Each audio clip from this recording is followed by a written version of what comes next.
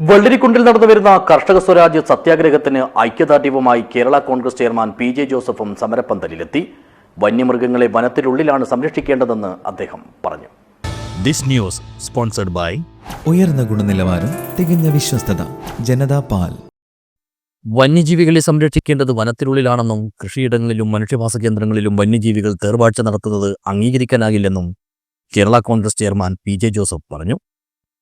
വെള്ളരിക്കുണ്ടിൽ നടന്നുവരുന്ന കർഷക സ്വരാജ് സത്യാഗ്രഹ സമരപ്പന്തലിലെത്തി അഭിവാദ്യമർപ്പിച്ച് സംസാരിക്കുകയായിരുന്നു അദ്ദേഹം. വനത്തിനുള്ളിലെ ജലസ്രോതസ്സുകൾ നശിച്ചതും മുളങ്കാടുകൾ ഇല്ലാതായതും എന്തുകൊണ്ടാണെന്ന് വനം വകുപ്പ് പരിശോധിക്കണമെന്നും പി.ജെ. ജോസഫ് ആവശ്യപ്പെട്ടു. കാട്ടാന ഇറങ്ങി ശല്യം ചെയ്യുന്ന സ്ഥലത്ത്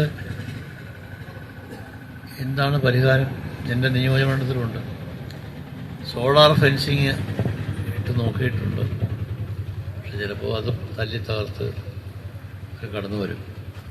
ഒന്ന് രണ്ട് കാര്യങ്ങൾ ശ്രദ്ധിക്കുന്നത് കൊള്ളാം. വേനൽക്കാലത്ത് വനത്തിനുള്ളിൽ തന്നെ കുടിവെള്ളം ഉണ്ടാകണം. അതിനാവശ്യമായ തടയണകൾ ഫോറസ്റ്റിനുള്ളിൽ സ്ഥാപിക്കണം. 2 തീറ്റ, മുളയും അതുപോലെ ഈറ്റയുമെല്ലാം ആനയുടെ ഭക്ഷണത്തിനായി ഉപയോഗിച്ചത്. ഇപ്പം അതൊന്നുമില്ല. അക്കേഷ്യമെല്ലാം കൃഷി ചെയ്ത് അന്തരീക്ഷമാകെ മോശമാക്കിയിരിക്കും.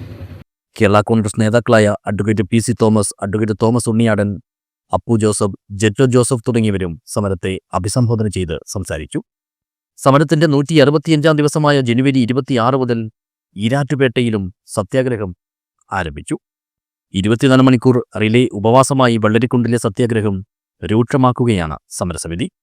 ഇതിന്റെ ഭാഗമായി റിപ്പബ്ലിക് ദിനത്തിൽ നടന്ന അന്തിമ സമരപ്രഖ്യാപന കൺവെൻഷൻ പ്രമുഖ ഗാന്ധിയൻ പി.വി. രാജഗോപാൽ ഉദ്ഘാടനം ചെയ്തു. News bureau, Vellarikundu.